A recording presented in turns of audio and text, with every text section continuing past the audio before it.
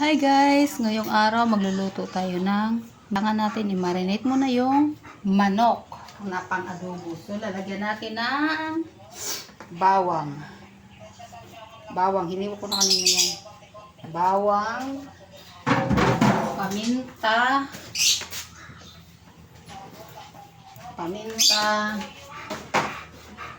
soy sauce,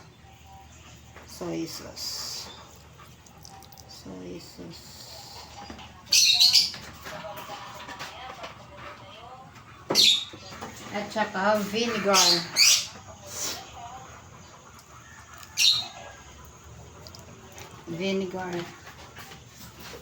Then, a little bit of sugar pala, sorry. Sugar, konti lang po.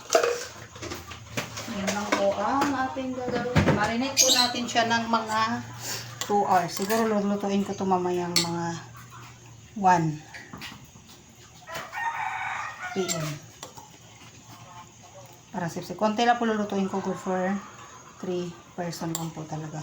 Tapos, haluan natin ito mamaya pag inadobo natin. Haluan ko ng nilagang itlog. Ayan lang.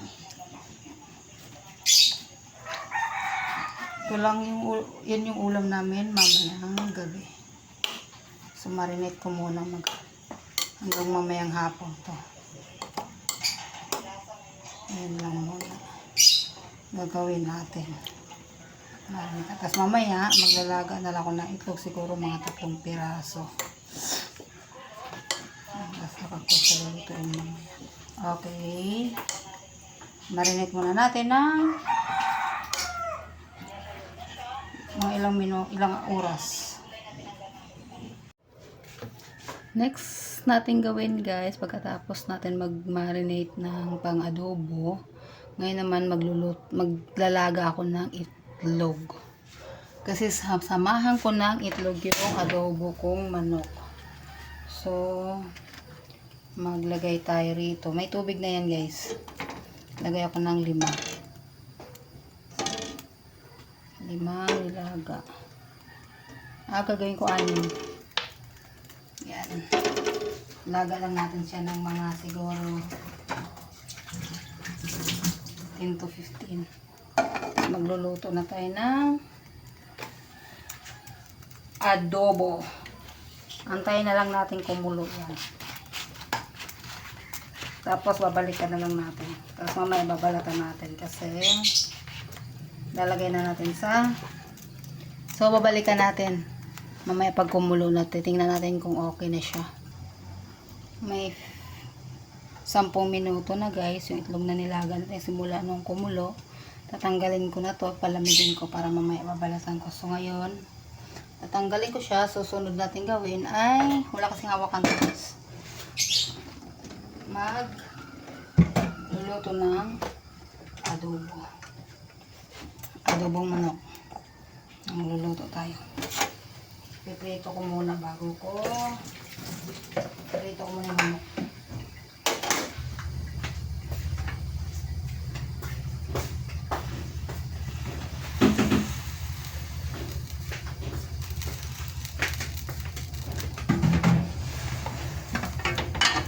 Lalagay tayo ng mantika. Piprito natin yung manok. Mantika. Pahinaan natin yung apoy para masyadong tumalsik.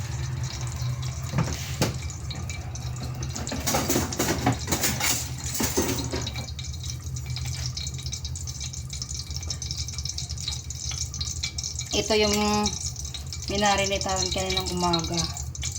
Piprito ko muna bago ko siya. Kasi kung gusto ko mag-golden brown muna siya.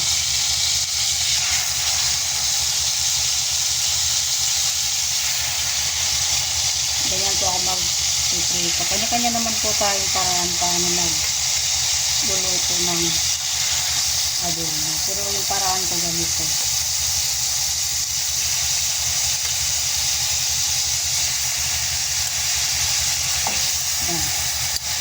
Prito ko muna.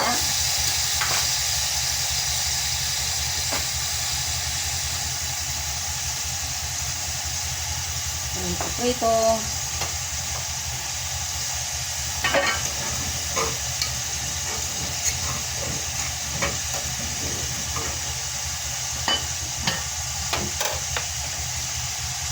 Ay, oo nga pala. Iprito ko na din itong ano. Nakalimutan ko pakita kanina. Isang pirasong patatas. Lalagyan ko din ng patatas o adobo. Kasi iprito ko din. Sabay ko na sa pagprito ko. Para sabay-sabay din silang lumambot. Pati yung patatas magba-brown din. Sabay ko na. Kasi kasya naman siya eh.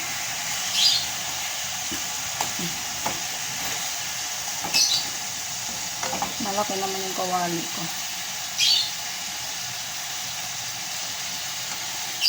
Ayan. Sabay-sabay na natin siyang iprito. Prito ko muna. Prito ko muna tapos ayan. Balikan natin ng mga siguro mga 3 minutes bago babalik pa rin natin ulit naman. Ngayon guys, babalik pa rin natin. Para yung iba naman ang magbabrown.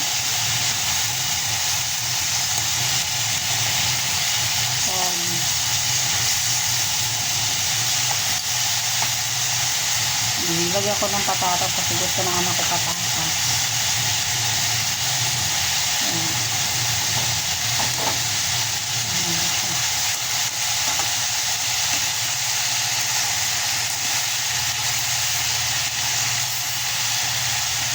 Brown na siya.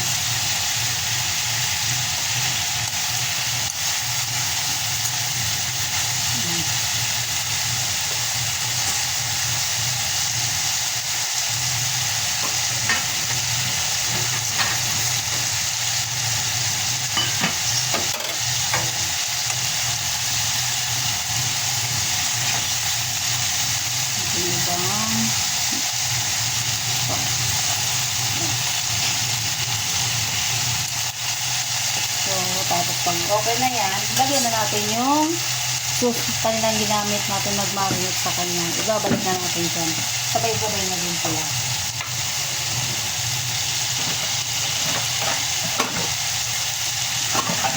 Kunti lang yan guys kasi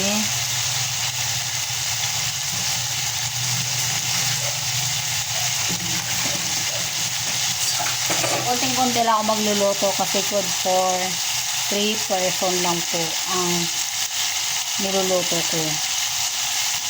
Kaya, ayan, ilang pirasong chicken lang. 2, 4, 6, 8. O, diba? 8 na piraso lang. Tapos, may patatas. Isang pirasong patatas. Hinahila-hila lang sa katamtaman. Tapos, ayun na. Tapos, ngayon, medyo okay na. Ilagay na natin tong sauce kanina na ginamitan natin pag-marinate sa kanya. Yan. Lagyan natin ng konti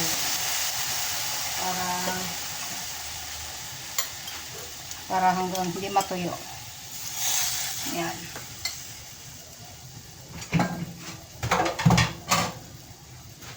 Ayan. Huwag muna natin haluin. Takpan muna natin. Balikan natin mamaya na may konti.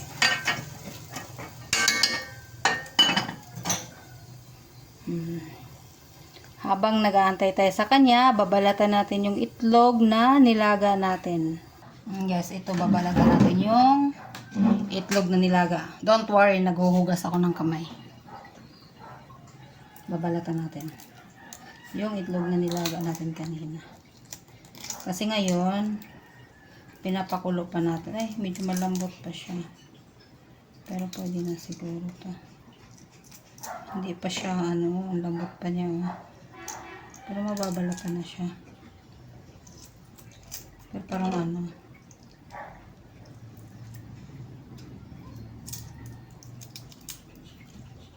so hot. Medyo mainit pa siya ng konti.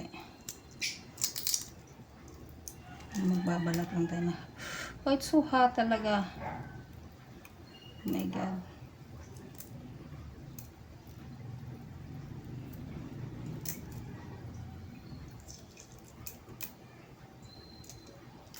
Yan.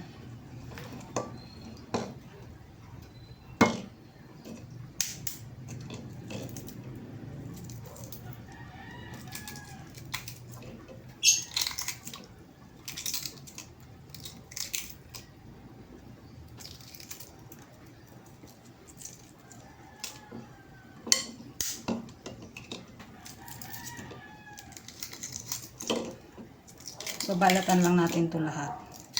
Tapos mamaya okay na yung kulong-kulo na yun. Pwede na natin haluin yung adobo natin.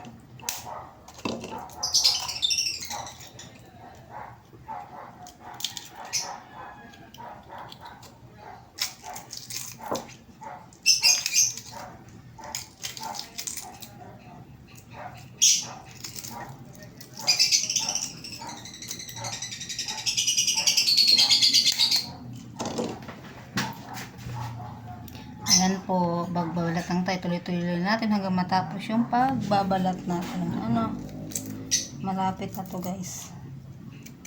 Sana lang. Kasi magluluto na ako ng oras na maya nandito na yung alaga ko.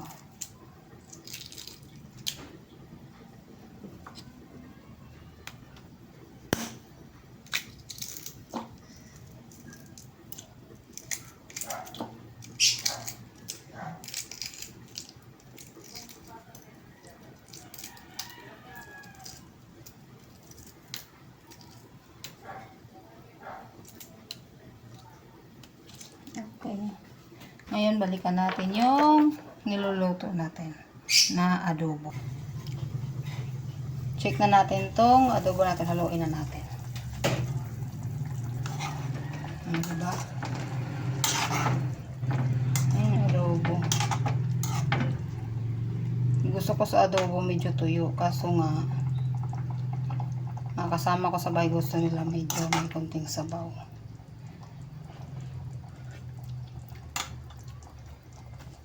Sarap. Masarap na niya. Kaya ko ng konting asukal. Konti lang. Hindi ako mahilig sa matamis. Tapos lagyan natin ng kalahating magic. Para magmamagic ang ating buhay. Magic. Magic lang natin yan.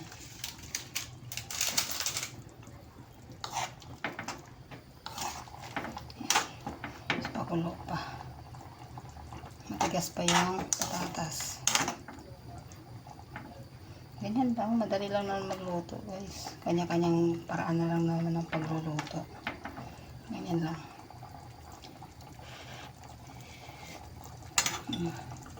Palalambutin pa natin sila. Babalikan na lang natin sila. Maya konti.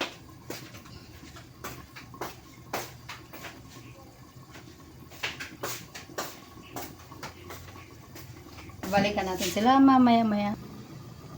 Balikan na natin ang ating nilulutong adobong manok. Adobong manok. Medyo masabaw pa siya. Kunting bawas pa ng tubig. Pero malambot na yung patatas. So, may konti. Tikman natin kung anong lasa.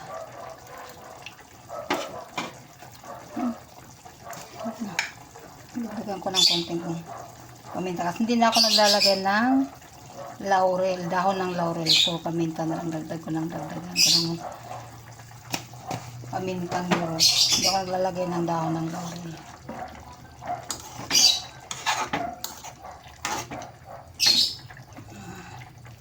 Bawasan ko pa yung niya. Okay ng lasa niya, masarap na siya. Maasim-asim, manamis-namis, medyo may konting alat-alat na konti. O, diba? Taob na naman yung kanin. Sarap ng ulam. Yan na yung ulam for today. Yan. Pakuluin ko lang ng mga 3 minuto, tapos ilalagay ko na yung itlog para okay na, luto na. Ganun lang kadali. Madali lang magluto ng para konting sabay-sabay na, para tipid na rin sa lahat. Tipid sa gas kasi sobrang mahal ng gas ngayon. Alam nyo na, lahat ng diskarte na isang nanay gagawin para makatipid. So, okay na tong sabaw niya.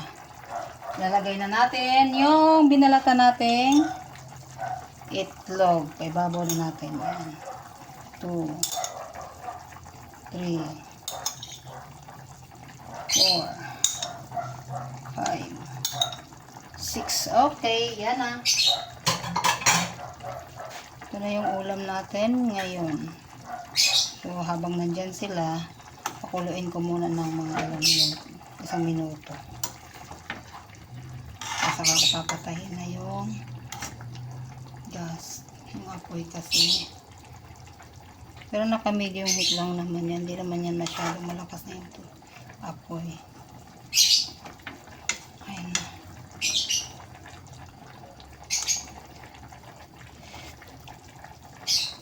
Takpan muna natin ng konti. Saka natin babalikan.